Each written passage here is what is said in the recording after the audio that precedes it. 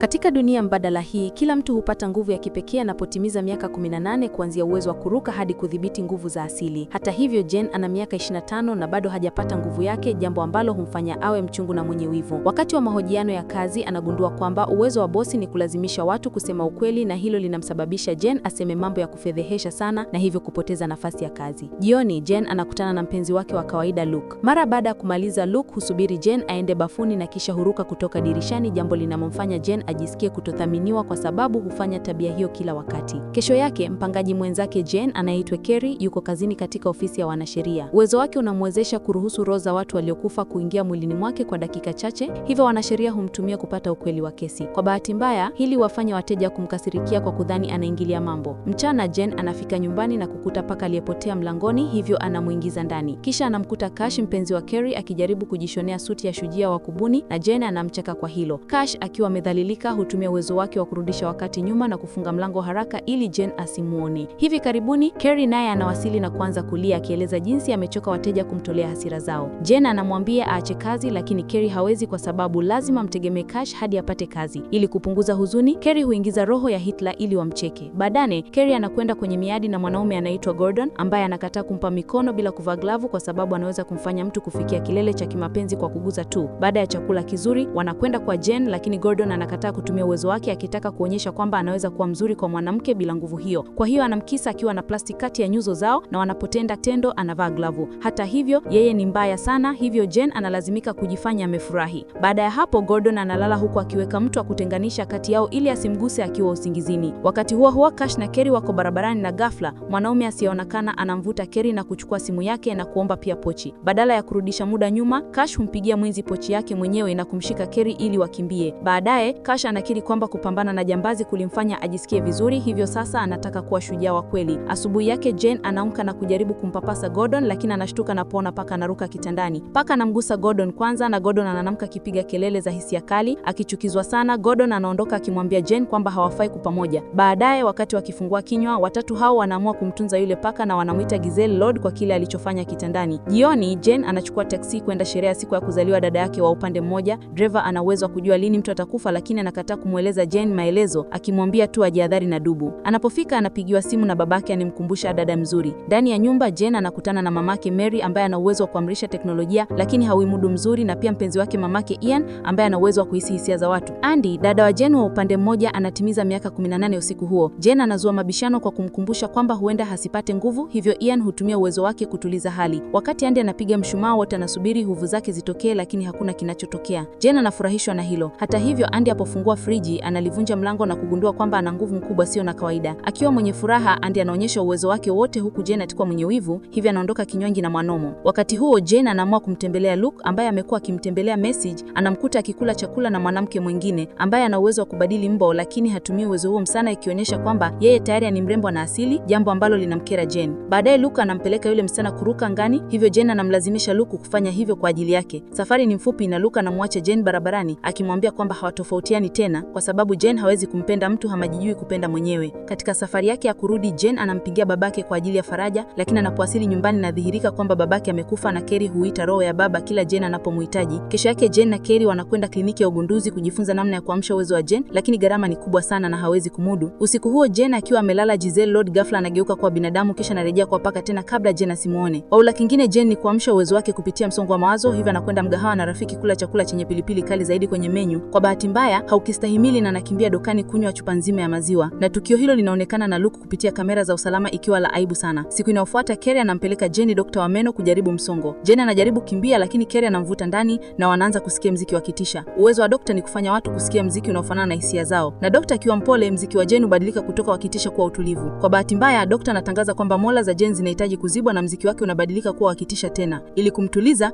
daktari anampa dawa ya kurelax. Wakati huo huo, Cash anawasiliana na wakili kuweka tangazo la kutafuta mashujaa kwenye chumba kingine.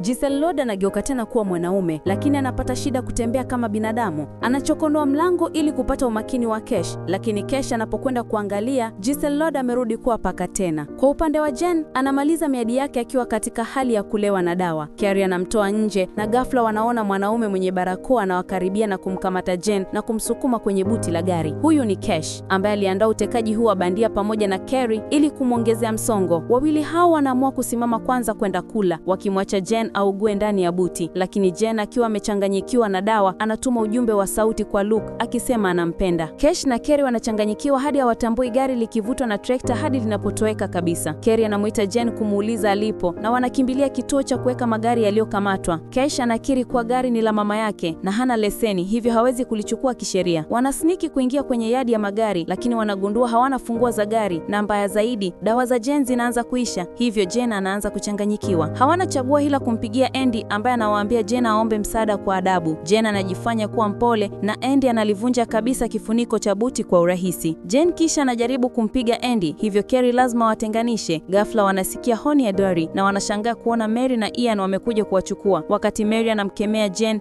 anakumbuka kuwa aliwacha ujumbe wa sauti kwa Luke na anamwomba mama yake aufute. Mary anajaribu lakini bado hawezi kudhibiti teknolojia na badala yake anachezesha ujumbe huo kwenye spika za gari. Andy anashauri Jen amtumie Luke ujumbe nyingi ili kumpotosha kuhusu ujumbe ule wa sauti. Jen akifika nyumbani anaanza kupiga picha za utata kwa ajili ya kumsendia Luke. Ghafla anamuona Giselle Lord akigeuka tena kuwa mwanaume na Jen anakimbia chumbani kwa hofu. Hata hivyo anaanza kufikiria kwamba huenda nguvu yake ni kubadilisha wanyama kuwa binadamu kwa kuwaonesha kifua. Marafiki zake wanamjiunga na yule mwanaume anaeleza kwamba yeye ni mabadilishaji umbo aliyokwama katika mwili wa paka. Anamkumbatia Kesh akiwa mwenye furaha kwamba sasa anaonekana kama binadamu tena, na pia anafichua kuwa ana amnesia ama hajakumbuki mengi. Tatu hao wanaendelea kumuita Giselle Lord na wanaanza kumuuliza maswali. Kwa maneno machache anayeweza kukumbuka, hitimisha kwamba amekuwa paka kwa takriban miaka 3. Jen anaamua kwamba lazima wamlee hadi akumbuke kila kitu. Wakati huu Jen anapokea ujumbe kutoka kwa Luke ambaye ameona picha lakini pia amesikia ule ujumbe wa sauti. Hivyo sasa anamchukulia Jen kama mtu wa ajabu. Usiku huu Jen anatoka kutembea na kumwona mbwa, hivyo anamuonesha kifua ili kujaribu nadharia yake. Mbwa anabaki vile vile na mmiliki wa mbwa anamuona pia, jambo linalomfanya Jen aibike. Asubuhi yake marafiki wanagundua kwamba Giselle Lord amesahau jinsi ya kutumia vitu vingi vya kawaida vya nyumbani, hivyo atahitaji msaada mwingi. Kazini Carrie anawaingiza roho ya mwimbaji maarufu ambaye anakataa ofari ya kupeleka muziki yake kwenye lifti za meli za talii na badala yake anaomba kurudi rasmi kwenye tasnia ya muziki. Baada ya mkutano, meneja anampa Carrie ofari ya kufanya kazi na yeye kwa kuwaita mastaa waliokufa ili waimbe tena, na Carrie anakubali kwa furaha. Wanapofika studio, Carrie anamuita Jen aje kumpa moyo na pia anamwahidi kumlipa. Hili linampa Jen wazo, hivyo anafika studio akijifanya kuwa meneja wa Carrie na anafanikiwa kumpatia Carrie mkataba mnono. Wakati wa kurekodi, Carrie anaingiza roho ya mwimbaji huyo, lakini inaonekana ni mgumu kufanya kazi na yeye na pia ana chuki dhidi ya wanawake. Roho anamuomba Jen kumkumbusha maneno ya nyimbo, na baada ya kutoweka, Carrie anatafuta nyimbo zake na kugundua kuwa ni za kibaguzi na za kudhalilisha wanawake. Carrie anajisikia vibaya na anataka kuacha, lakini Jen anamshawishi aendelee kwa ajili ya pesa, ikitumainia roho huyo hatokumbuka vizuri. Carrie anabadilisha maneno ya nyimbo ili zisiumize, lakini msanii anachukia hiyo ujumbe mzuri na anatoa vurugu kubwa. Carrie na Jen wanatimuliwa kazini papote. Nyumbani Kesh anafanya ustahili wa watu kwa ajili ya kikosi chake cha mashujaa. Seb anaweza kuitisha viumbe vya bahari lakini hawezi kuvavuta. Anamfanya msamaki aruke dirishani, lakini kwa sababu familia yake ni tajiri, Kesh anamchukua. Eda anaweza kupenya katika vitu vigumu lakini mkono wake unakwama kwa ukutani. Hata hivyo anapokelewa. Mwanamke mwenye nguvu ya magnetic anajivuta vitu vyote vya chuma na kusababisha vurugu, hivyo anakatalizwa. Kuna mtu anaweza kubadilisha chochote kuwa PDF na mwingine ambaye miale ya macho yake haina madhara yoyote. Wote wanakatalizwa. Randall anaweza kuchapa vitu kwa kutumia makalio na anaonyesha kwa kutengeneza kibwembe kidogo. Mwisho, Greg ana mwendo mspidi sana akionyesha kwa kumleta kadi posti kutoka makumbusho ya Uingereza ndani ya sekunde moja. Baadaye Kesh anajiandaa kwa mkutano rasmi wa kwanza. Wakati Giselle Lord anampa ndege aliyekufa ili simwangushe hadharani, anampeleka dukani kufanya manunuzi. Giselle Lord anazidiwa na kila kitu dukani na anapoona bidhaa za wanawake anazimia. Muuzaji anamsaidia na kumpa kitabu cha kuelewa miili ya wanawake. Wakati huo Kesh anaanza mkutano na kikosi nyipya cha mashujaa na anagundua Greg ndiye anaandika kwenye ubao.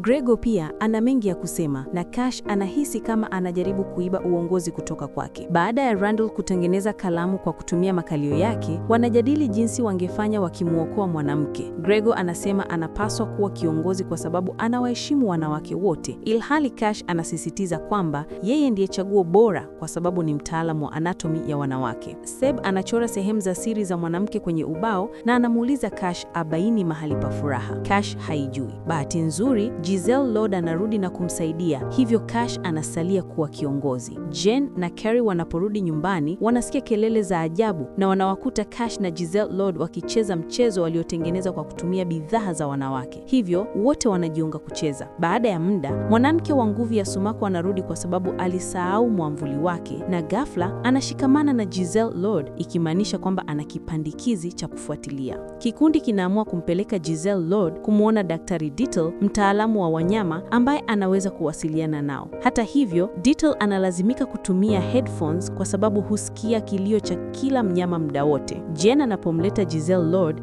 Dittel anapata kipandikizi na anawapa anwani ya mmiliki wa zamani. Baadaye usiku, Carrie na Cash wanapokuwa wakifanya mapenzi, Cash anapokea ujumbe kutoka kwa timu yake mpya kuhusu jukumu lao kwa kwanza. Anamwambia Carrie wanaweza kumalizia wakati mwingine. Carrie anaumia, hivyo Cash anarudisha muda nyuma kutafuta maneno mazuri, lakini anaondoka vile vile. Carrie akiwa na maumivu ya hisia, anaenda chumbani kwa Jen kuanza kufanya usafi, na hasira yake inamfanya Jen tambua kwamba Cash hajamridisha Carrie kimapenzi kwa muda mrefu. Wakati huo, Jen anakuta soksi ya Luke na anamtumia picha. Pia anakuta glove ya Gordon. Jen anapendekeza Carrie muone Gordon na kumwomba msaada wa kutumia nguvu zake, lakini Carrie anakataa kumsaliti Cash. Baadaye, Jen na Giselle Lord wanatembelea anwani aliyotoka kwenye kipandikizi, lakini wanaambiwa mmiliki amekufa. Wakati huo, wanasikia Tito, mbwa wa Pomeranian, akibweka. Giselle Lord anamfafanua Tito kama muovu, jambo linalowafanya watambue kuwa walikwisha kuonana zamani. Wawili hao wanaamua kumteka Tito kutoka kwa mmiliki wake na kumpeleka kwa Dittel ambaye hutafsiri ujumbe wa mbwa. Tito anamchukia Giselle Lord na hatatoa taarifa yoyote hadi wapempe siku yake ya ndoto. Dittel pia anahitaji pumziko, hivyo wanaenda wote club. Tito anafurahia umakini wa wanawake warembo, huku wengine wakilewa na hata kutumia vidonge vya kuongeza nguvu. Jen na Giselle Lord wanapata dansi ya faraga kutoka kwa mwanamke anayejizalisha nakala, lakini wanahisi kutokuwa na raha, hivyo wanashikana mikono kwa msaada wa kihisia. Hivi karibuni, Dittel analewa sana na kuanza kuwasumbua wanaodansi na walinzi wanawatupa nje. Bahati nzuri, Tito anashukuru na anashiriki kwamba alikutana na Giselle Lord mara nyingi kwenye ufa wa nyuma ya baa maarufu. Kisha anaomba aachwe huru, lakini baada ya kuchukua hatua chache, anagongwa na gari. Jen na Giselle Lord wanakwenda kwenye ufa wa nyuma ya baa kutafuta dalili, na Giselle Lord anajishangaza mwenyewe kwa kusoma menyu ya baa kwa usahihi. Jen anaamini wanapaswa ingia na kuzungumza na mwenye baa, lakini Giselle Lord anakimbia kwa hofu. Wakati huo huo, kikosi cha mashujaa cha Cash kinajaribu kumsaidia mwanamke mtaani, lakini badala yake wanamuogopesha na kuamsha nguvu zake za kamasi, na anawakasirika. Kisha wanaume wanamuomba Cash kwa msaada kwa sababu wamefungiwa nje ya nyumba, hivyo wanamtuma Ada afanye jukumu hilo. Ili kutumia nguvu zake, lazima avue nguo, na anapoingia kwenye ukuta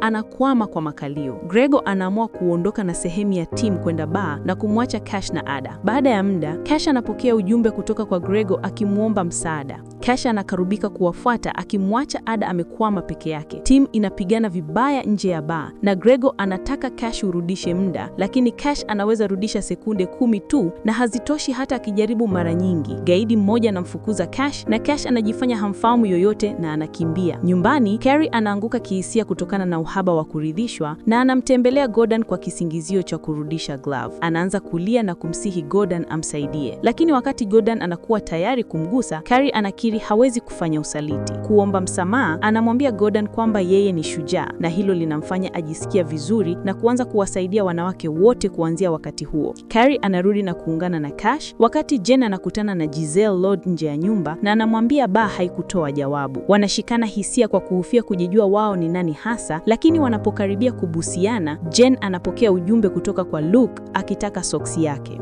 Kesho asubuhi, Ada bado amekwama ukutani na watu wanamwangalia. Wakati huo, Jen na Carrie wanaenda shule yao ya zamani kuhudhuria mahafali ya Andy, na Carrie hawezi kuacha kufikiria ingekuwaje kama angetimiza mahafali kamili. Mama Mary anapojaribiwa na mama wa mwanafunzi mwingine, anadanganya akisema Jen anaweza kusoma mawazo, lakini uongo unalipuka wakati Jen anacheka wakati mwanamke huyo anajaribu kumtumia ujumbe wa kiakili akisema mwalimu amekufa. Wakati huo, Ian anahisi kuna mtu amefadhaika, hivyo anajifunga kitambaa machoni kuongeza nguvu zake ili amtafute. Jen akiwa na tamaa, anamvuta Carrie kwenda store ya shule kunywa kileo walichoficha zamani. Ghafla, wanaogopa wanaposikia sauti ya Rebecca, msichana aliyekuwa akiwatesa shuleni. Lakini sasa, Rebecca ni mpole na hata anafanya kazi kama mwalimu. Anaeleza kuwa ana uwezo wa kurudia makumbusho ya zamani na hivyo ameona jinsi alivyokuwa mtu mbaya na hilo limembadilisha kuwa mbora. Jen hamwamini na anamwomba fedha kama fidia. Rebecca anamlipa. Kisha, Rebecca anagundua Carrie yuko na msongo na anampeleka chumba cha walimu kunywa chai. Wakiwa wawili tu, Rebecca anaonyesha kwamba Jen alikuwa mrafiki mbaya kwa Carrie na anathibitisha kwa kumwonyesha makumbusho ya shule. Siku alipopaswa kupata tawali, Jen alimlazimisha akae na yeye kama msaada wa kihisia wakati yeye alikuwa akichukua kipimo cha ujauzito. Baadaye, siku ya mahafali,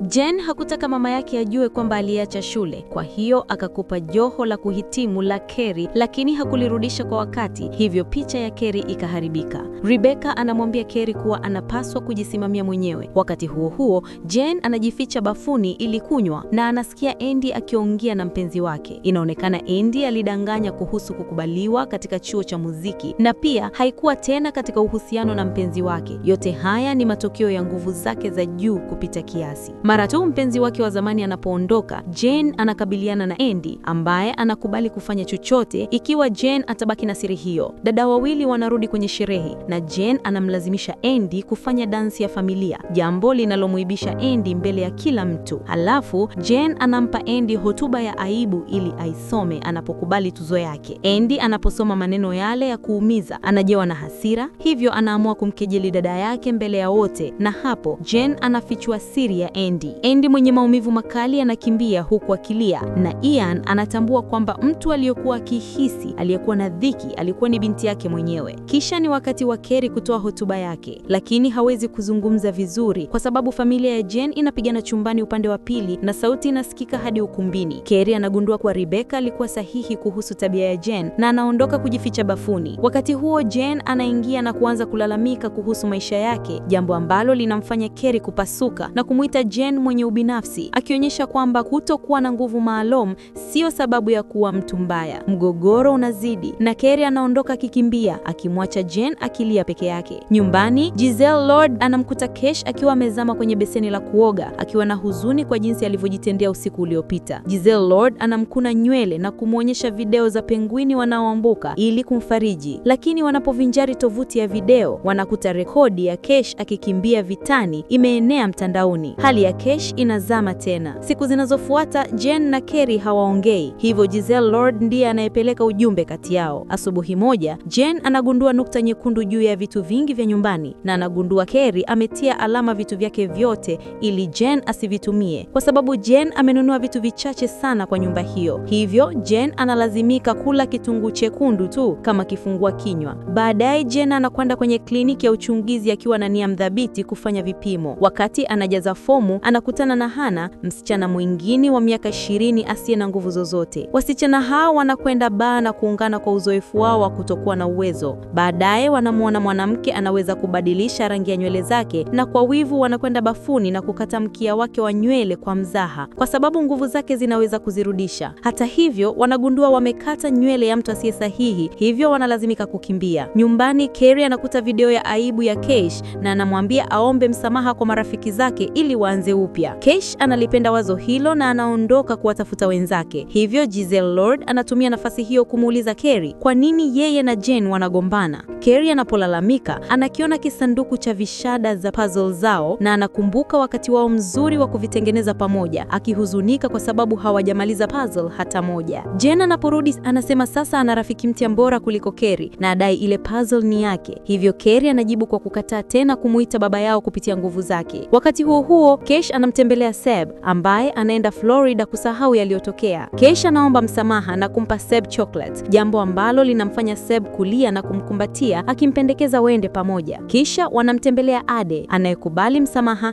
na kukubali kurudi kwenye timu. Baadaye wanamtembelea Gregor na Kesh anajaribu kuomba msamaha, lakini wanaona Gregor na Randall wameunda timu yao mpya anayokatalia. Gregor wanawadhihaki, hivyo Kesh kwa hasira anamchogoza kupigana. Kwa kuwa Gregor ana kasi, Kesh anashindwa haraka, hivyo anatumia uwezo wake kurudisha muda na kumpiga Gregor pale anapofungua mlango. Kisha anamkaribisha Randall kujiunga nao. Jen anapata wazo kutoka kwa Giselle Lord kwamba anapaswa kushiriki kwenye shindano la paka na kushinda kwa sababu ana akili ya kibinadamu. Hata hivyo, Giselle Lord anakataa kubadilika kwa sababu hataki kukwama tena akiwa katika umbo lake. Wakati huo, Carrie anarejea kazini kwenye kampuni ya uwakili na anamwasilisha roho ya Charles wa pili ambaye haachi kumtongoza. Carrie anapendezwa sana na anavutiwa naye kiasi kwamba baadaye nyumbani anamsamon tena na wanatumia mchana mzima kwa kiongea. Carrie anatumia kioo kumwonyesha Charles jinsi anavyoonekana, naye anamwambia maneno ya kumsifia zaidi. Baadaye Carrie anajaribu kupanga siku nzima ya miadili na Kesh ana jukumu la kishujaa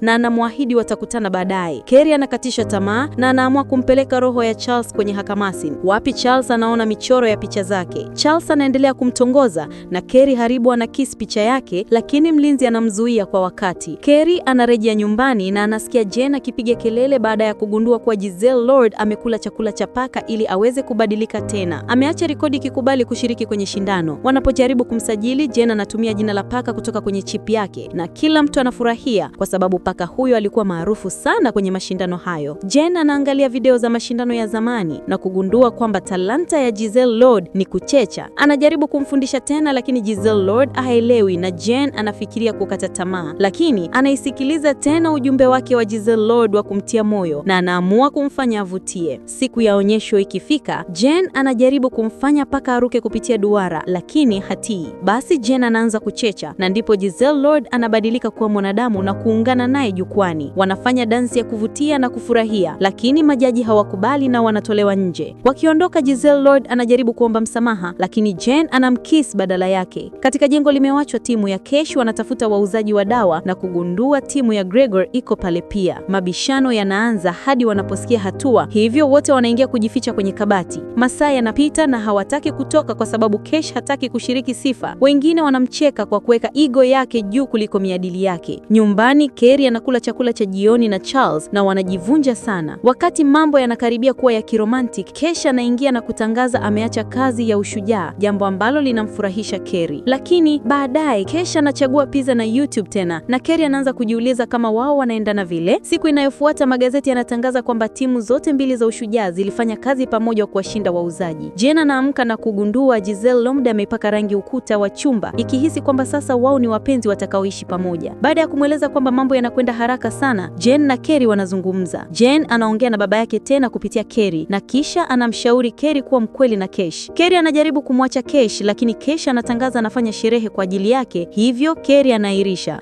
Jioni, Carrie anaguswa sana kuona Kesh ameandaa kila kitu kumwenezea, lakini Jen anamkumbusha ajitetee. Jen anashangazwa kumwona mama yake Mary pale akimkosoa kila kitu hadi sura ya Jen. Jen anamtuma akazungumze na mgeni mwingine na inageuka kwamba ni Gordon ambaye sasa anaonekana mwenye kujiamini na baridi. Mary anazunguka na inaishia kuongea na Giselle Lord ambaye anamwambia Jen hawezi kumudu clinic. Mary anaumia kwamba binti yake hakusema. Wakati huo Kesh anajaribu kucheza na Carrie, lakini Carrie anaona ua lililokufa mfukoni. Wakati lake linaendelea kuwa zuri, ishara kwamba Kesh amerudisha muda mara nyingi. Carrie anarudi bafuni kumwaga vinywaji vyote vya nguvu wakati Jen anampeleka Kesh kumtazama Carrie. Carrie anamwacha Kesh. Haijalishi anarudisha muda mara ngapi, hawezi kuzuia kuachwa.